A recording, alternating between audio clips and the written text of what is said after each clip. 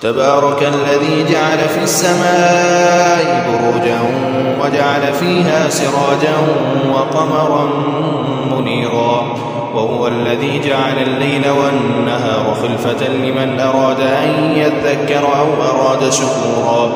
وعباد الرحمن الذين يمشون على الأرض هونا وإذا خاطبهم الجاهلون قالوا سلاما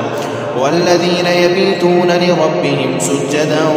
وقياما والذين يقولون ربنا اصرف عنا عذاب جهنم إن عذابها كان غراما إنها ساءت مستقرا ومقاما والذين إذا أنفقوا لم يسرفوا ولم يقتلوا وكان بين ذلك قواما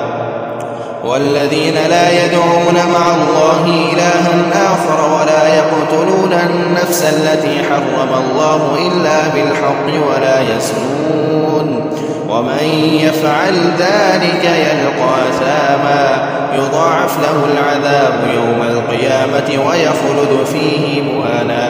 إلا من تاب وآمن وعمل عملا صالحا فأولئك يبدل الله سيئاتهم حسنات وكان الله غفورا رحيما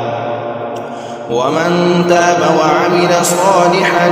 فإنه يتوب إلى الله متابا والذين لا يشهدون الزور وإذا مروا باللغو مروا كراما والذين لا يشهدون الزور وإذا مروا باللغو مروا كراما والذين إذا ذكروا بآيات ربهم لم يخروا عليها صما وعميانا والذين يقولون ربنا هب لنا من أزواجنا وذرياتنا قرة أعين واجعلنا للمتقين إماما أولئك يجزون الغرفة بما صبروا ويلقون فيها تحية وسلاما خالدين فيها حسنت مستقرا ومقاما قل ما يعبأ بكم ربي لولا دعاؤكم فقد كذبتم فسوف يكون لزاما.